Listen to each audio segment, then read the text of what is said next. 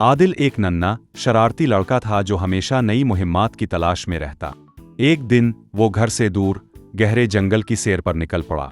दरख्तों की सरसब्ज छांव में चलते हुए अचानक इसकी नज़र एक नन्हे खरगोश पर पड़ी जो एक झाड़ी के पीछे छुपा हुआ था।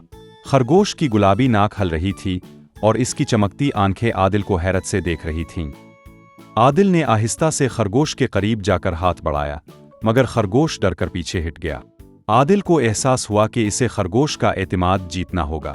इसने अपनी जेब से बिस्कुट निकाला और नरमी से खरगोश की तरफ बढ़ाया।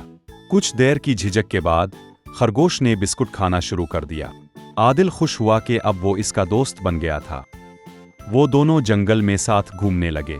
आदिल खरगोश के साथ खेलता, कभी इसे पकड़ने की कोशिश करता और कभी इसके पीछे दौड़ता। खरगोश भी खुशी से उछलता कूदता रहा।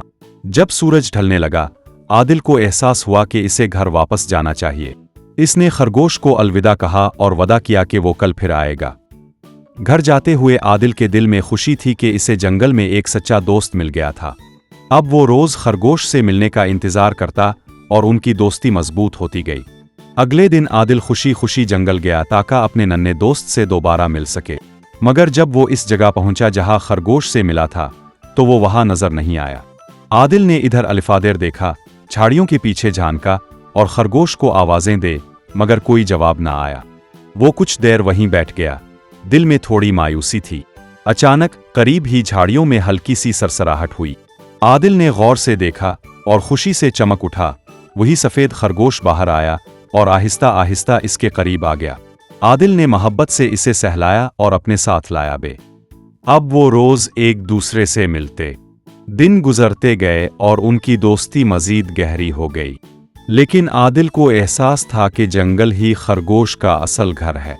एक दिन इसने खरगोश को प्यार से देखा और कहा, तुम हमेशा मेरे दोस्त रहोगे, मगर मैं जानता हूं कि तुम्हें यहाँ आज़ाद रहना चाहिए। खरगोश जैसे समझ गया और खुशी से उछलने लगा।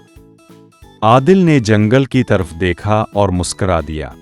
इसने सीखा कि सच्ची दोस्ती सिर्फ साथ रहने में नहीं, बल्कि एक दूसरे की खुशी और आज़ादी को समझने में है। दी एंड।